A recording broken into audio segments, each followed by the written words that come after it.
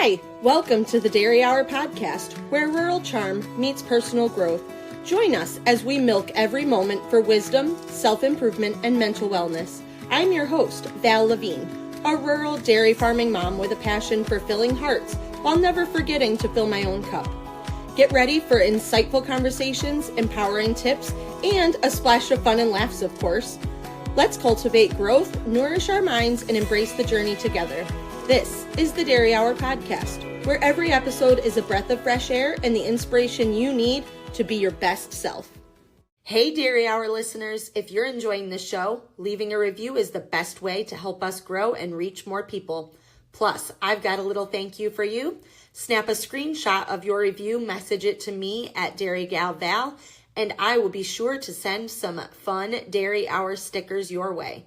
Thanks for supporting the podcast, and I cannot wait to mail you some swag. Hello, everyone, and welcome to today's episode of the Dairy Hour podcast. I am your host, Val Lavigne, and I am joined today by Kim Tarvis. Kim, how are you today?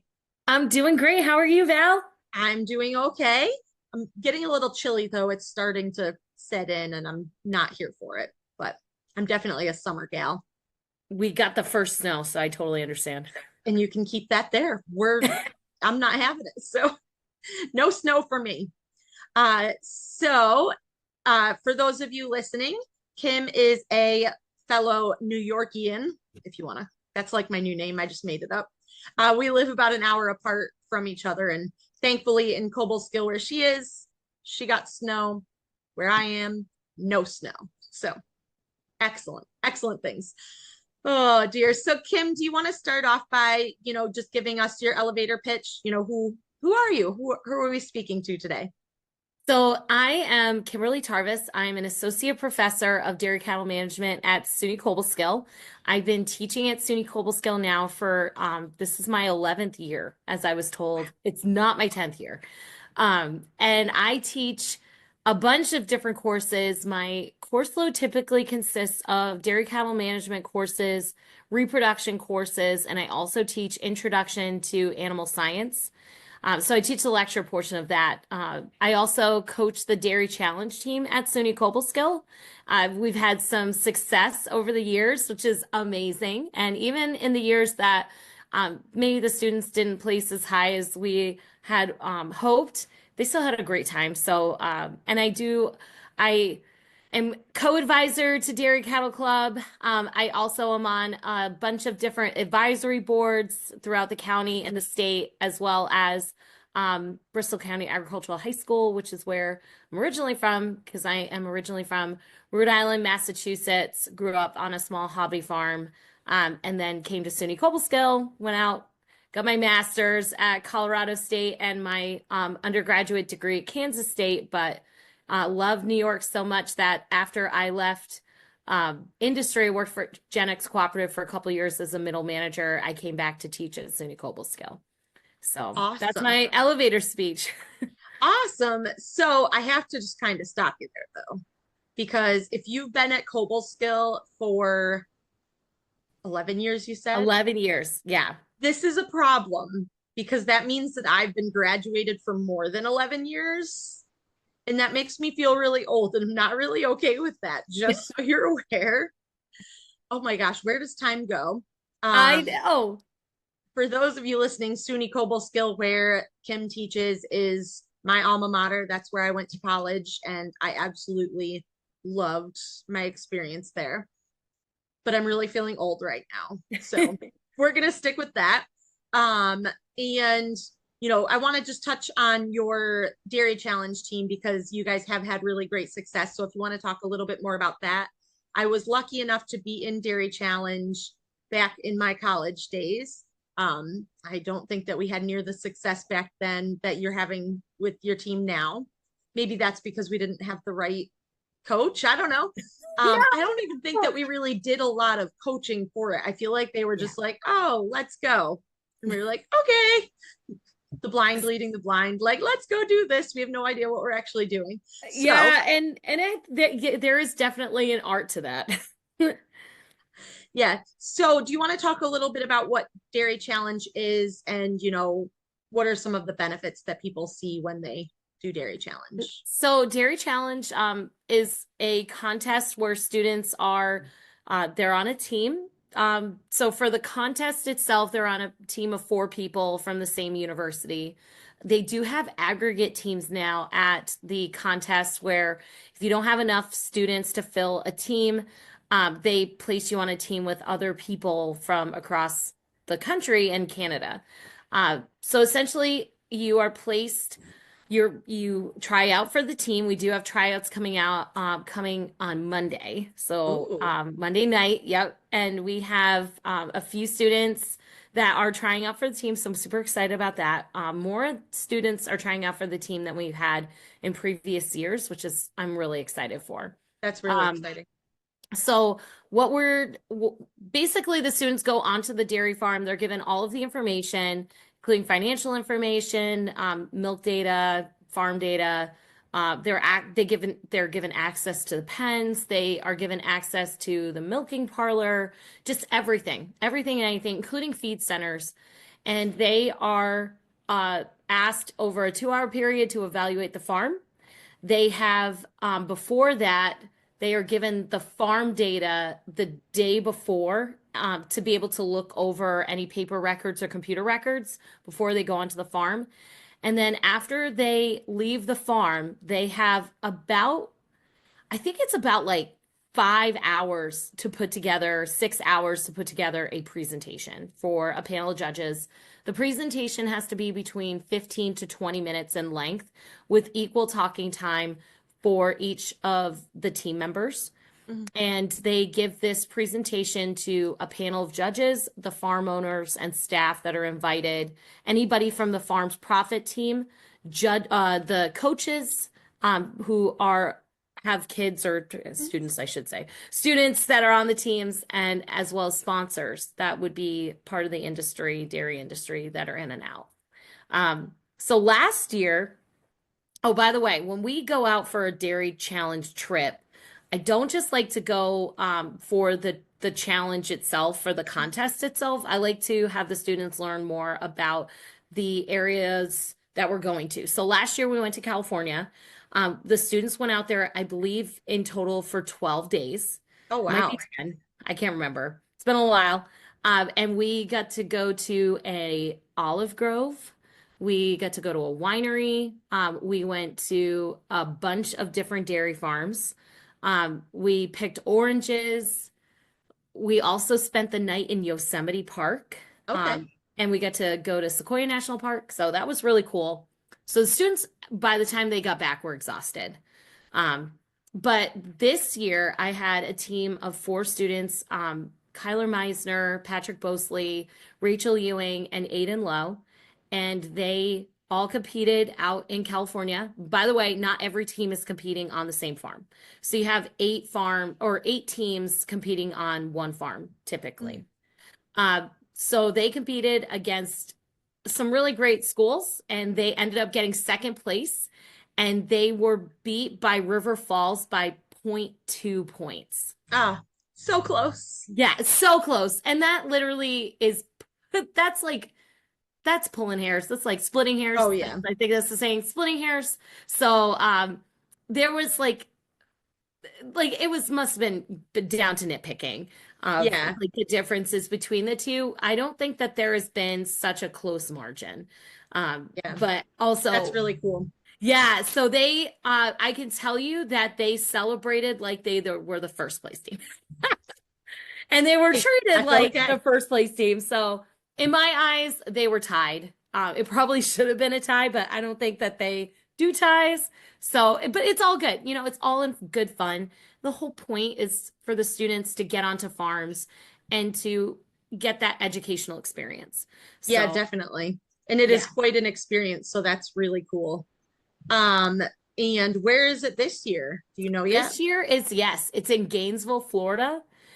So yeah, I'm hoping, shout out to anybody who would like to sponsor the SUNY Cobleskill Dairy Challenge team.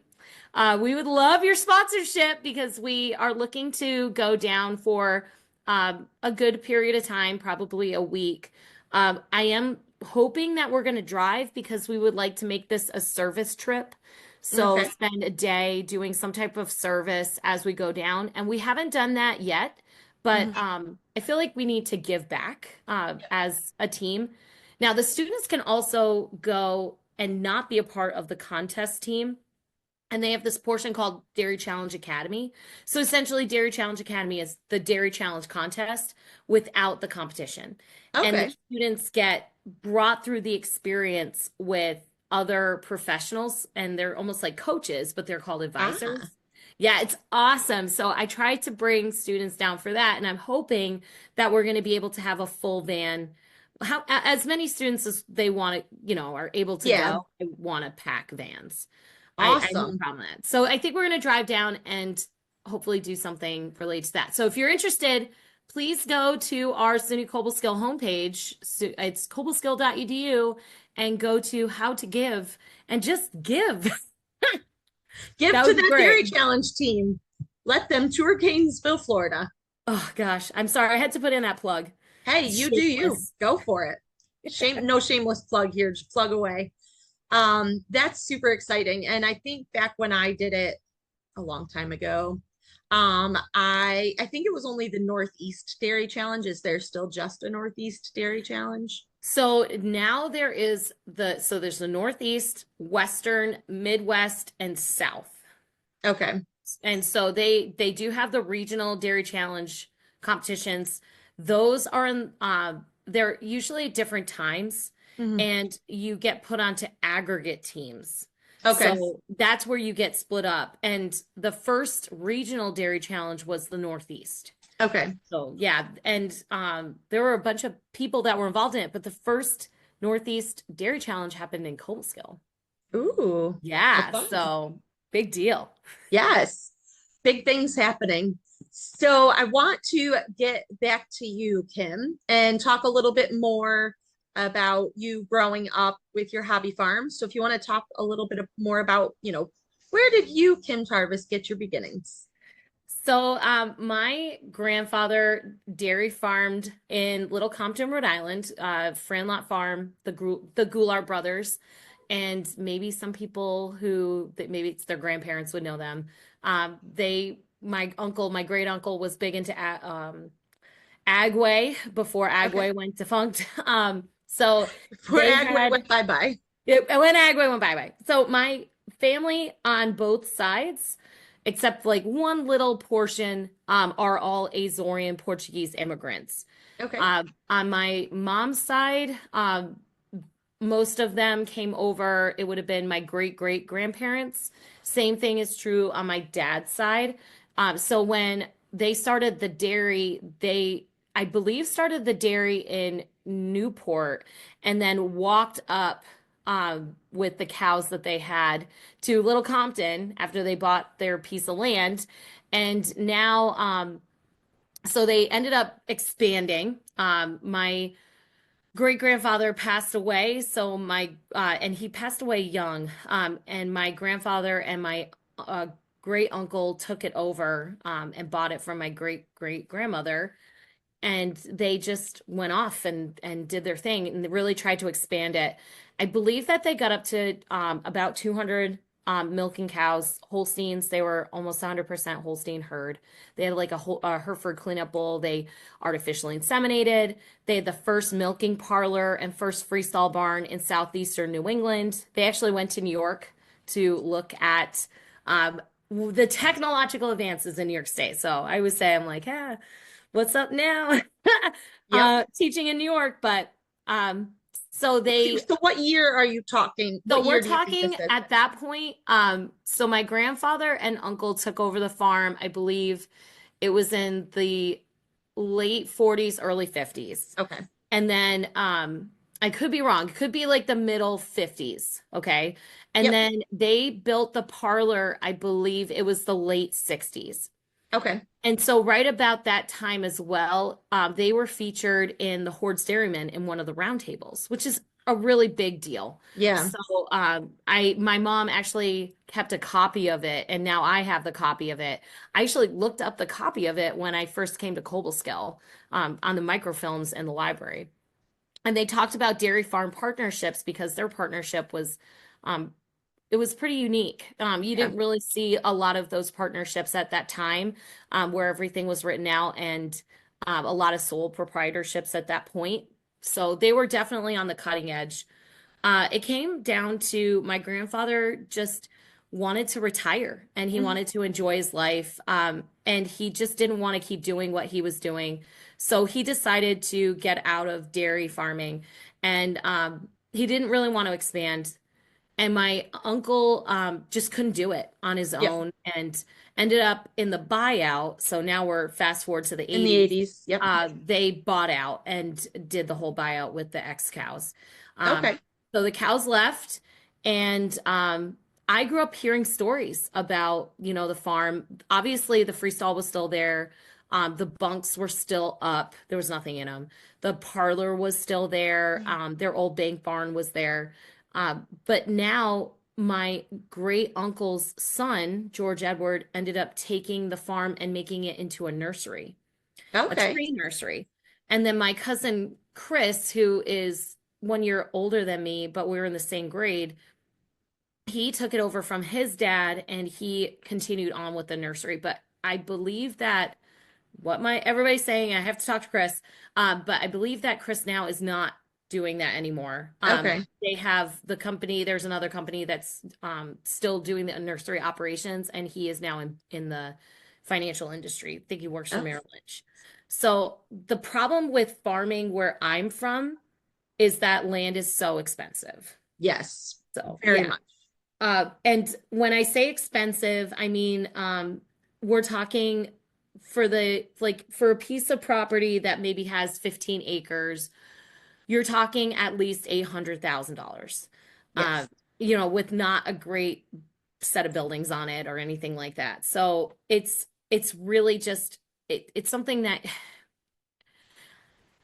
you have to be very unique in getting into ag there. Yes. So when I was growing up as a kid, my parents ended up buying a house that they had a little bit more land, and my mom always wanted cows because my mom loved cows. She was the person out of the whole family because my uncle and my grandfather had 7 kids. So all 14 kids, almost all of them, really worked on the farm.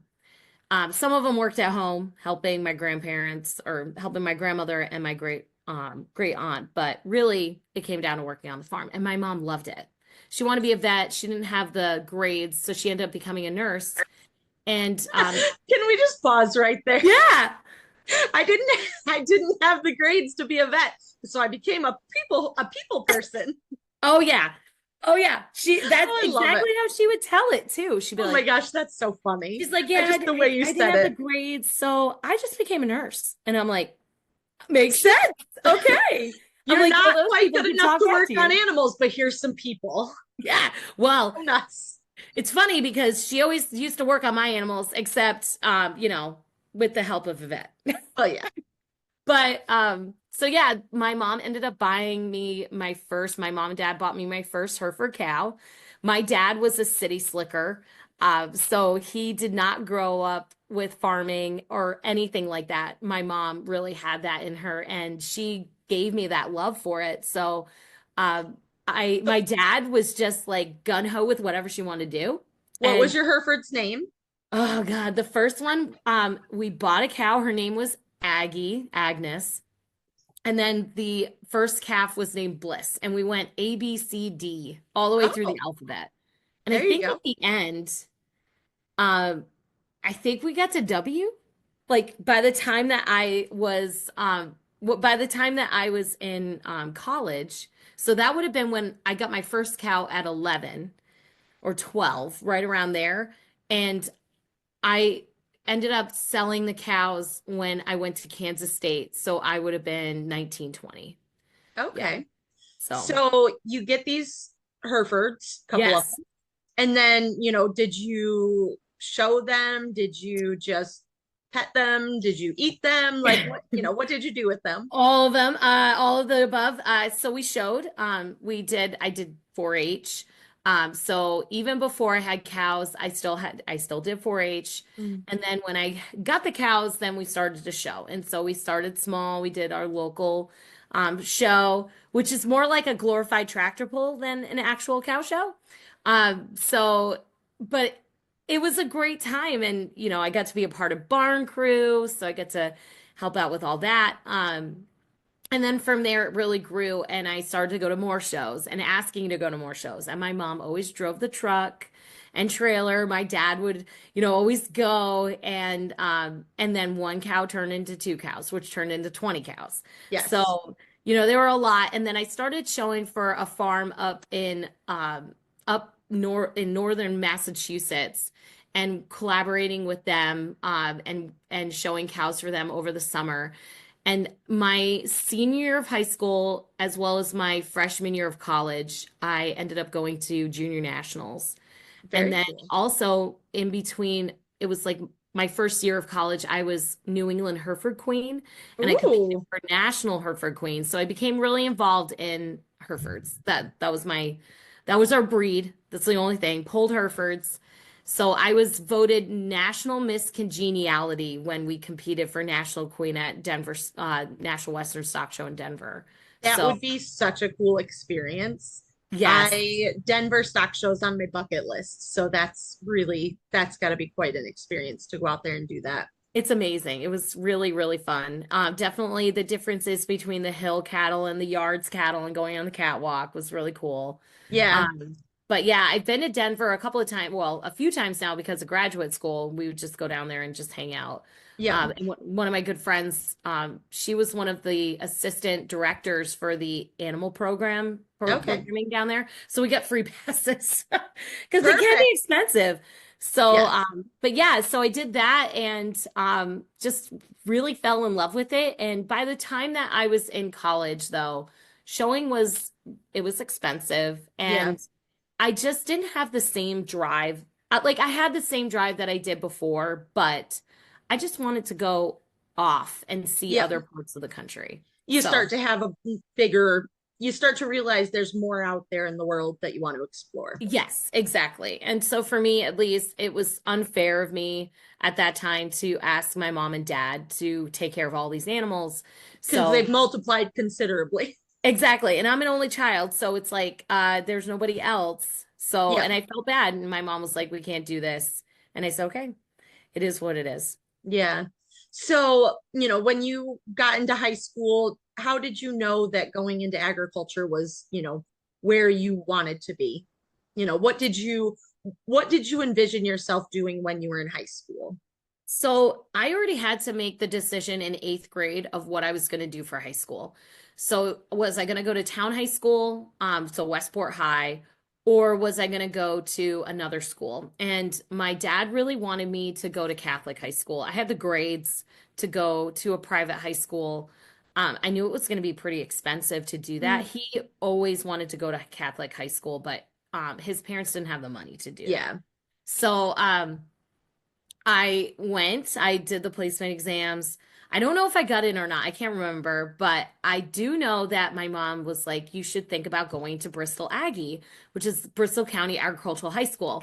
And I applied last minute and got in, and I will never forget it. My dad was so upset. Oh, And he was like, that's the farmer school. And my mom was like, no, it's more than that. And she really encouraged me, you should definitely go. And my dad came around, and he's like, he always said that that was one of the best decisions I ever made. So early on, I knew that this was something I wanted to do. you And knew you I wanted thought to I get wanted to into go, oh, teaching, go. or what were you So thinking? my thoughts, at that point I wanted to do something with cows. Was my thought. And we did this year-long exploratory program. So each week we explored a different major.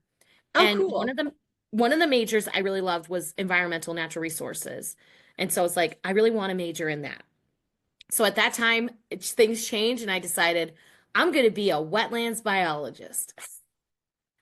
Then it became I'm going to be a rangeland scientist. And so I started looking at colleges that had rangeland science programs and then found out that's studying grass.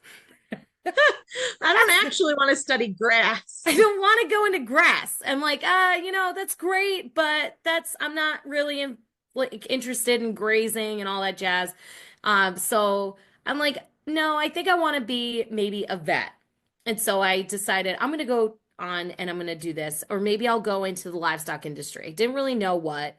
And I wanted to go to a 2-year program because at the time, it's kind of like mirrors of what my dad had done. My Mhm. dad also went to vocational high school. He became a mechanic. My dad ended up going back to school after a really bad car accident with a drunk driver um, that left him partially disabled. So he ended up going back to school for engineering and got his 2-year degree. And then when I was in high school, he ended up getting his 4-year degree. And he got it all paid for by his company. So I was like, I'm gonna do 2 years, see if I like it, and then I'll do 4 years.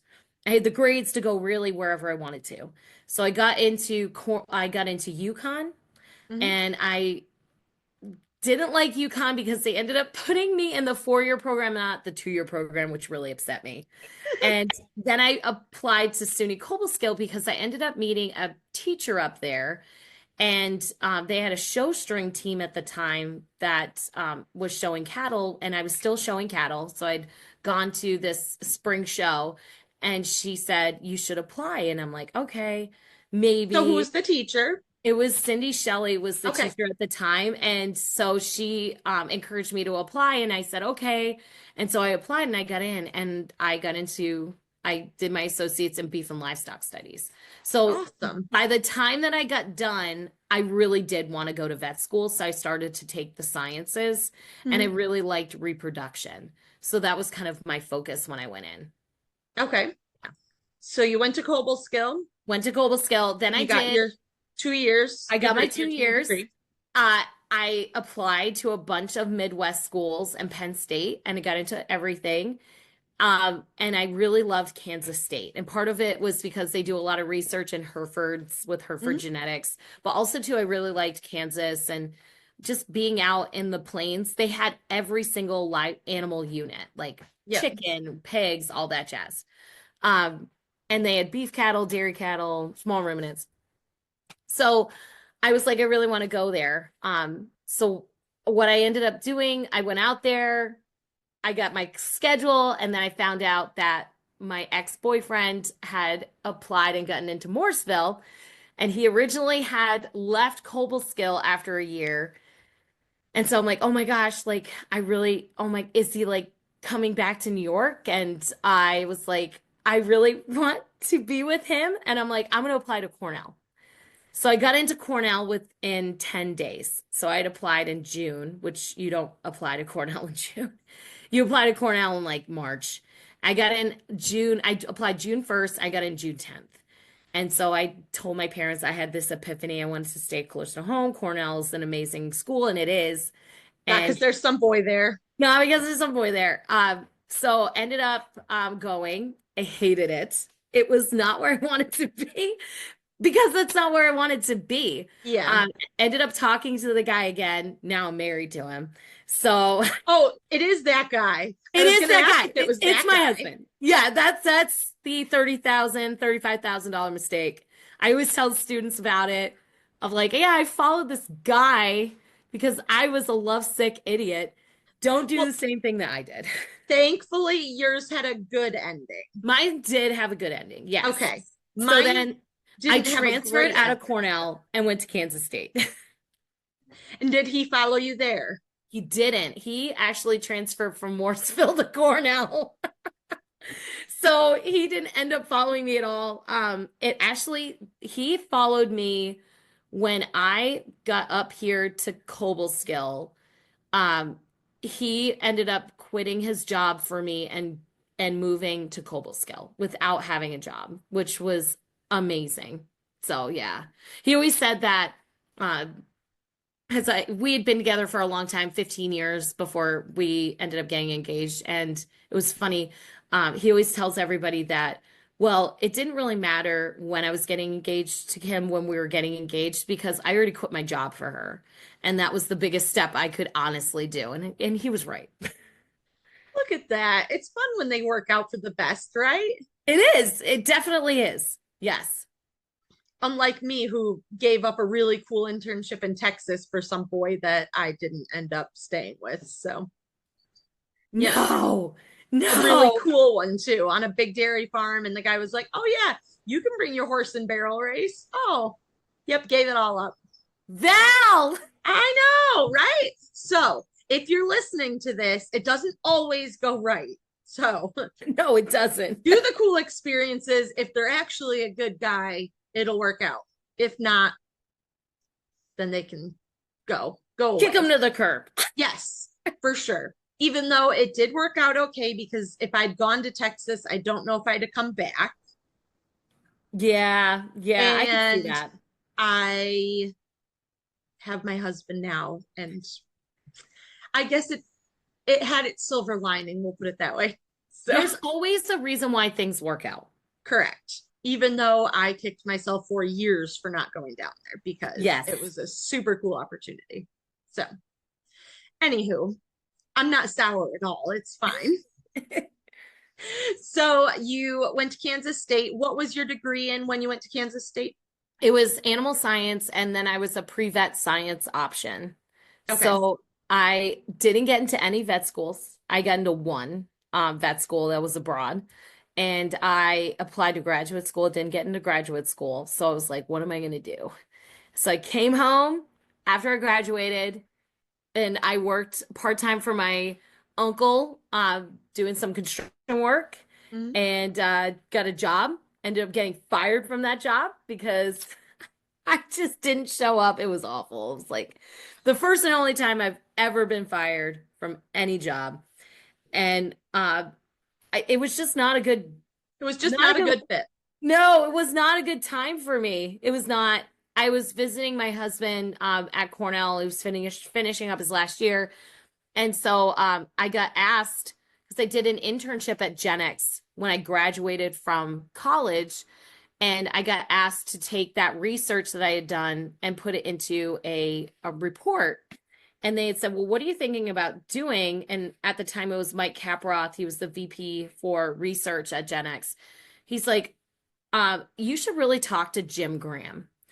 And so I ended up talking to Dr. Graham at Colorado State, and he said, I just wrote a grant. I think it's going to get funded for a master's degree student to do research. He's like, you should apply. And I did, and he, I got in and I got the assistantship. I was so excited. I'll never forget my dad. And I drove out there and my dad point blank said to Dr. Graham, so what opportunities are there for my daughter researching sperm? Because that's what I went into was cryopreservation of sperm, mammalian sperm, and actually not even just mammals because my main species of focus was chickens. And Jim said to him, he's like, she will have a job before she graduates. And wouldn't you know, I got offered my job with Gen X before I graduated. So he was right. Awesome. Good. So you had some good experiences out in Colorado, and then you Yes. shipped it back to New York. Yes. Okay. And so Well, you I to went to Wisconsin Oh, first, spent 2 years in Wisconsin, and then came out to New York. okay. Yeah. Gen X in Wisconsin. Okay. Gen X in Wisconsin. Okay. So then you came back to New York Yep. and you were still working for Gen X. Yes. Okay. And what was your role at Gen X at that point? So my role at Gen X was a new position that they had created. It was called Operations Planning and Quality Control Manager. So Were you what checking I the quality control of the sperm? so quality control the labs and the Okay. processing of the sperm. So what I did, I managed an internship, the Genesis internship at Gen X, which was a big deal at the time. I was kind of the liaison between production. So that included the bull barn staff, with the collection staff and the lab staff. So I was the liaison between them, marketing for both domestic marketing and international marketing, as well as genetics. Mhm. So if there were things that needed to get fulfilled, orders that needed to be received, I would work with the lab staff and the barn staff to be able to get that done. I scheduled bulls for collection in Wisconsin, including bulls on the conventional list, and also the sex semen list as well. I manage the inventory that we had at in Wisconsin, and then overall our general inventory for the cooperative. And then I worked to take the production division lean. So that was like a big thing to do because we had never done anything quite like it with continuous improvement activities. So I had to go through a lot of training for that before I could actually start. And then I did some educational stuff. So it was like all across the board of things that I was doing. I wasn't really in the lab, so to speak. My job was mostly at the desk. If there were things that happened with like, you know, things that happen with customers, or if I needed to go out to a farm, I would be able to do that. It was more like quality control stuff. And what Truly. did your dad think? You went to college for sperm and just kept on working with it. He honestly, my dad was like, he was so excited that I got a management position. He was like, "You're a manager, you know, you are." I was able to live on my own and do my own thing. So he was really excited. My mom was like ecstatic because Eastern was the big breeder out at the time when she and my grandfather were artificially inseminating cows, or at least my grandfather was artificially inseminating cows.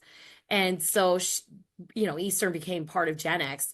She was like, "Oh my gosh, like you're working for Gen X," and she was all about it. And my dad was so excited because he was just floored that I was able to become a manager at such a young age, and I was 25 at the That's time. awesome. So yeah, I worked there for 2 years, and then it was like right at year 1.5. It was, I think it was January, February. I was asked to do a recommendation letter for a student who was an intern of mine that actually went to SUNY Cobleskill, was graduating from SUNY Cobleskill. And the person talked to me and said, "You should think about applying for this position. John Tryon just retired. Why don't you apply for the teaching position here?" And I was already doing some educational work at Gen X. And I said, "I don't know, like, you know, my dairy background, I don't know if I have the dairy background that you're looking for because I'm not a herds person."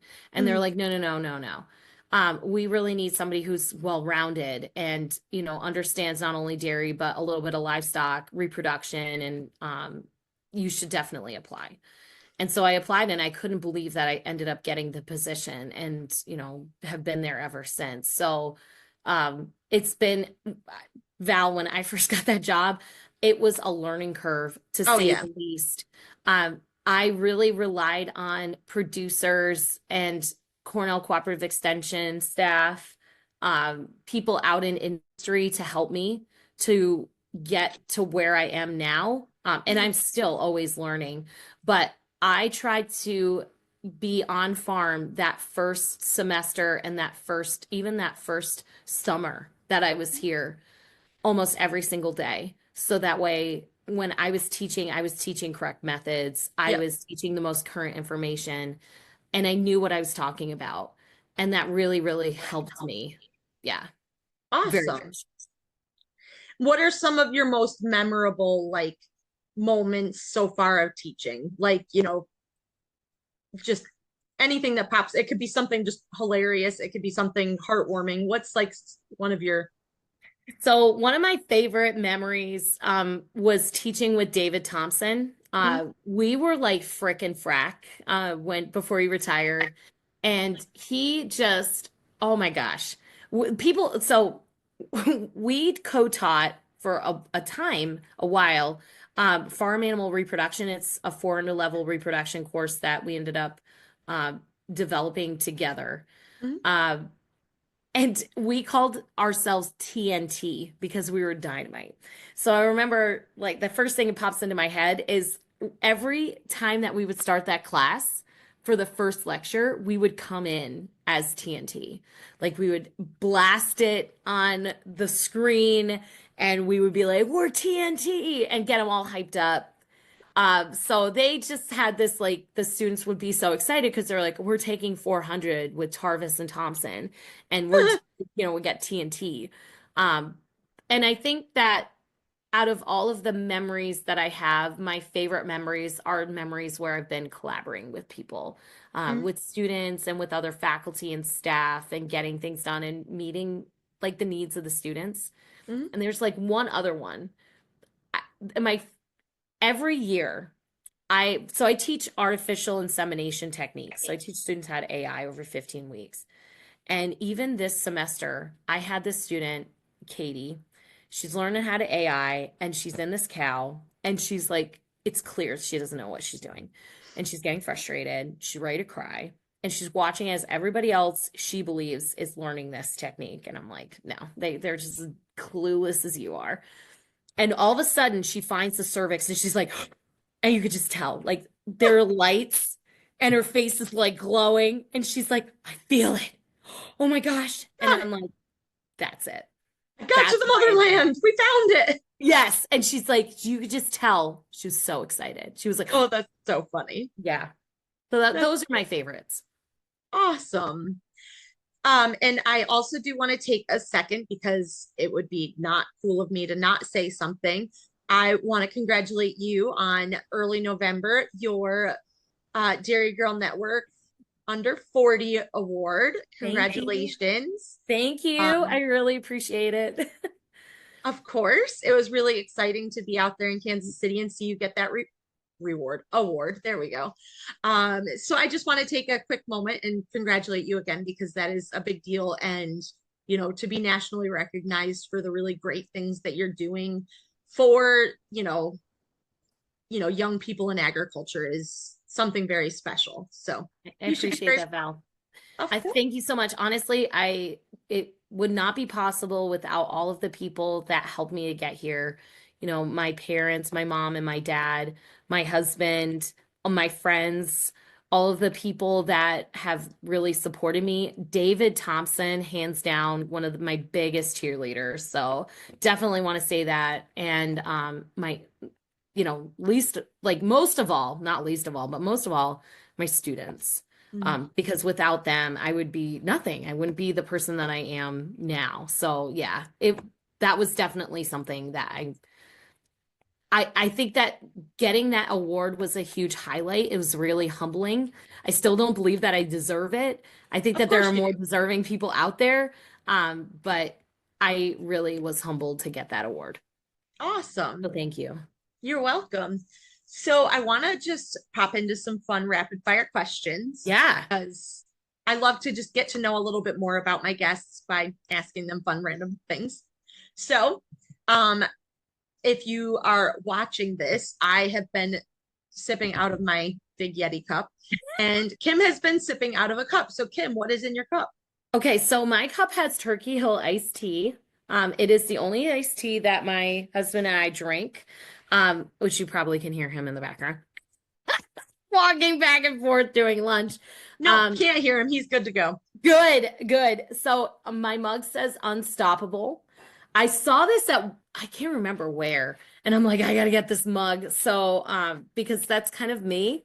I tend to break rules. Perfect. So but yeah, I am all about Turkey Hill iced tea. Actually, we got to go get some, and they only sell it at Price Chopper now in Albany. So Oh, geez, you really have to hike for it. we got to hike to it. Actually it's Schenectady. So Oh, during COVID, by the way, side note, we like froze, I think like 30 gallons oh of my Turkey Hill God. iced tea when we found out that everything was closing. We went down to Scranton. We bought all of the Turkey Hill iced tea that we could because Wegmans was out. That's Oh the my other gosh. closest direction to get Turkey Hill diet iced tea. So we froze it and come to find out it doesn't taste the same when you thought. Oh no. So we're All those stuck with all gallons this of iced tea. iced tea. But you got ice packs for a while if you lose power, so We you're good to did. go. Yes, we Okay, did. perfect. Oh my gosh. Are you a morning person or a night owl? Oh, night, night. My students will even tell you that. Yeah, last night, I was asked to be the MC for this lip sync battle that the Pre-Vet Ooh, Club was sponsoring. Um, and they're trying to raise money, and if you want to donate too, donate to the Pre-Vet Club because they need money to go to their national symposium. But I think I got done there around 10, and I think I didn't get to bed until like 1 or 2. But it is not uncommon for me to answer emails at like 5 o'clock in the morning, 4 o'clock in the morning, 3 o'clock in the morning, 2 o'clock in the morning. Yeah. And then you go to bed after that? And I go to bed after that. Maybe I get like 4 hours sleep, 3. But Ugh. normally like I'm in bed at like 2 or 3, and then I'm up at like 7 or 8. Usually Okay. 8. I'd be dead. No, I'm a need my sleep person. I'm not I a get morning it. and I'm not a night owl. I'm a need my freaking sleep person. So that's how I roll. Like I don't want to get up in the morning. I don't want to stay up late. Just let me sleep. I get it. I get it. More like I'm the opposite. I'm like, oh, little sleep. Let's get this party started, kind of thing. Oh gosh, no.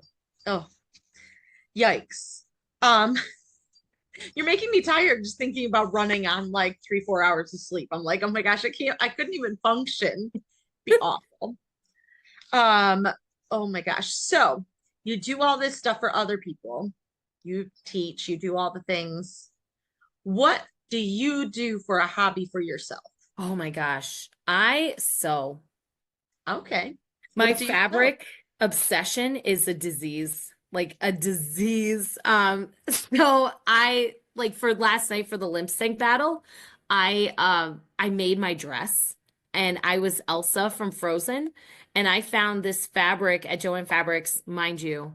I We did the lip sync battle on Thursday. I was out at Joann's on Wednesday night because I thought my Frozen costume wasn't going to make it on time, and it didn't. So I'm glad I did that. You whipped But up your own? I whipped up my own ball gown, and I was up until 5 o'clock in the morning sewing that. Oh my So gosh. it came out amazing. The pictures are online. I looked stunning. I think I I love looked it. stunning. I got a lot of applause when I came out onto that stage, and they're like, Perfect. so yeah, I sew, I quilt, but I like to work with my hands. That was going to be my next question if you were a quilter. I come from a lot, well, my grandmother is like master quilter. And one of the coolest things, and I'm really, really close with my grandparents, but one of the coolest things I did was a couple years ago, I spent, well, probably by the time we fit it into my busy schedule and when she was here, not in Florida, um, she assisted me and I made myself a king-sized quilt. No way. So that is I have made a quilt. I don't know if I'll ever make another one, but by golly, I have done it. And it was just one of those things like I highly recommend anyone, you know, if you can do that. Like, I mean, I'm not calling myself a master quilter by any means, but like, I mean, if I had to make another quilt, like I could probably do it. I could provide for my family by making a quilt with some assistance from people that know much more than I do. But just that time spent with my grandmother was something that I'll never regret doing. So, Yeah, my aunt is the one who got me into quilting. My mom, my dad's mother, so my grandmother, she was a seamstress, and she worked in the mills in Fall River as a seamstress from when she was a young girl. She actually got pulled from high school to work in the mills. And mm, my grandfather, on my dad's side, only had up to a fourth grade education, and then he got pulled to work in the fields because his As a busy mom and dairy farmer, I'm always looking for ways to support my family's health as well as my own, and I absolutely love Wonder Cow Colostrum. It's packed with essential nutrients, great for supporting gut health, boosts immunity, and promotes overall wellness. Whether it's for me, my kids, or anyone looking to stay strong and healthy, Wonder Cow is my go-to daily supplement. I have been taking it for a year now, and it is irreplaceable in my daily routine. If you want to experience the amazing benefits of colostrum too, you can use my special code DairyGalVal at checkout for a discount. Give Wonder Cow a try, and you will definitely feel the difference. grew up on a vegetable farm. And so when they came over from the Azores, they started a vegetable farm in Massachusetts. And but my grandmother, on the other hand, was the seamstress. So she could do anything. She put zippers into jackets. She could fix anything. She was amazing. So I think I picked that up from her. And then my Auntie Anne, And my Auntie Marie, but really my Auntie Anne, she is like an She's not the incredible. Auntie Anne's pretzels, right? No, she's not Oh, the Auntie Anne's pretzels, okay. but she's still Sorry. just as good. She's just as sweet. If they had a sweet pretzel, that would be Auntie Anne. They She do. remembers, The cinnamon sugar ones, they are top notch. oh, that's her. She remembers everybody's birthday, everybody's anniversary. She never forgets anything. She worries about everybody. She's amazing. But she's the one who does all these.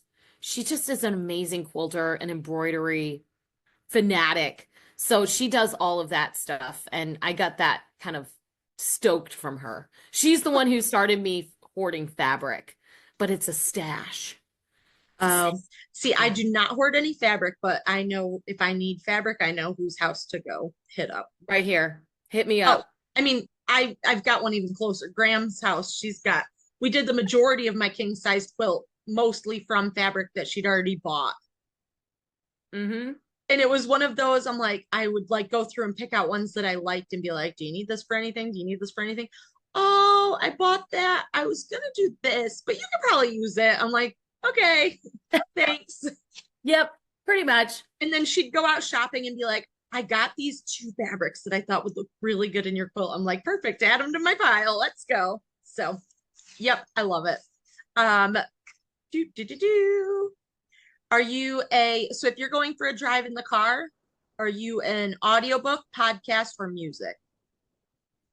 I think I'm more of a music. And my husband and I, because I usually drive and he usually rides because I get really bad motion sickness if I Hmm. don't drive. But I love all genres of music. So we All the usually put music. on the music. There you go. Yeah, I'll listen to music sometimes, or like if I'm like tired and on a longer drive or whatever, or if my husband is driving and I'm riding, I can't listen to podcasts because we don't listen to the same podcasts because I'd rather jump out the moving car than listen to a hunting podcast. I get it. And he is not into, like the agricultural like podcasts like I am. So, I get it. And well, I do like books if I'm on a longer drive. I don't mind that. But I have to be by myself because my husband hates my books. So like yes. behind me, all of these books, it's a mirror image and it's the same thing on the other side. I've read all of these books and these are not even they're a small portion of our books.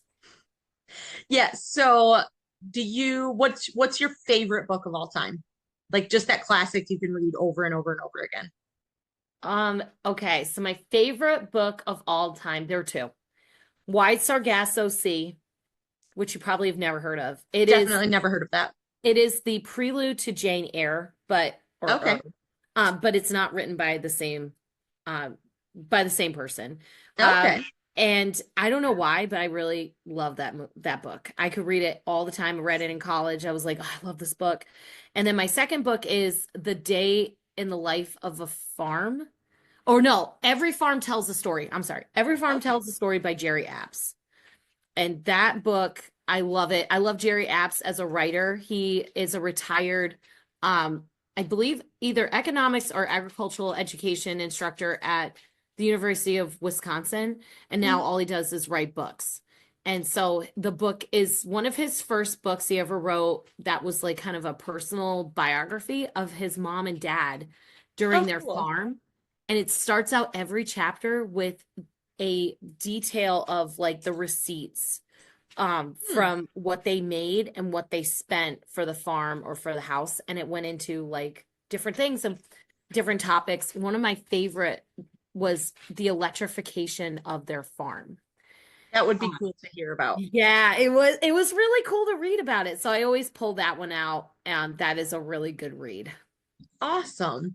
And my last spontaneous fun question for you is what is like your bucket list place to go? The Azores, where my family is from, hands down, want to go there so bad. We were supposed to go there for our honeymoon. My husband's family is originally from Poland, so we're going to do Poland and the Azores, but then the war in Ukraine Yep. happened. And we got married that summer, so we didn't think it was a good idea to be going to Poland, especially where his family is from, which is Zakopane. It's not that far from where everything was kind of happening. Yeah. So we decided Not to really the forego area it. you want to go visit. Yeah. Exactly. And I was like, well, he's like, well, we could still go to the Azores. And I'm like, I don't know if that's fair. Oh, you should have been like, yes, yes, let's go to the Azores. You So know, so like I really wanted to pick a pineapple. I really wanted to go and see if I could meet some of my ancestors, and meet some of my family because I know that I believe we still have family there. Um, awesome. and I just wanted to see what it was like because a lot of the Azores, they have a lot of dairies, Mhm. grazing dairies. It's a big thing. So I wanted to go and see what they do and how they process their milk and all that jazz. And they have phenomenal food. Like I Yeah. can't eat. So So my mom has been to the Azores before and she loved it. She 10 out of 10 would go back again. So yeah, here's I your hope sign. that. I Here's need your to, we sign. need to Book do it. that trip. We need to book that trip. Yeah, my husband's right next to me and he's like looking at me like eating a chip, like, yeah. Let's do this. Oh, I love it. And so I have a deeper thought question for you. Yeah. Every guest that I have on the podcast, I ask them to, after their podcast is done, I ask them to send me a deeper thought question, for me to ask for a future guest. Okay. And yours is, what advice would you give to your college aged self? Or what is, you could probably tie it into, you could kind of do it a two-part. What advice would you give to your college age self? And what is your like top thing that you want people, students to leave your classes knowing? Okay, so I think my biggest piece of advice for me in college was I if if I had anything, if I could give myself any piece of advice, I would say that it's all going to work out and don't stress as much. So I really stressed myself out a lot. And I sometimes didn't do things because I was like, oh, I don't know if I'm going to be able to do them. But I can tell you that as a college student, and even now, um, if I'm going to do something, I'm going to do it. And Mhm. to hell or high water if it's not going to get done. And I think that's how I still live, today is I do fly by the seat of my pants a lot for a lot of things. So I think for me, at least, if I could go back, I would try and say it'll all work out. Don't worry or stress yourself out about it. Just go with the flow because in the end, you'll be doing what you were born to do, what you were meant, and what God Yeah, put you on this earth to do. love it. And the second part of that, and so, okay, say the second part So, again. what is like that one thing that you, as a professor, want all of your students to leave knowing?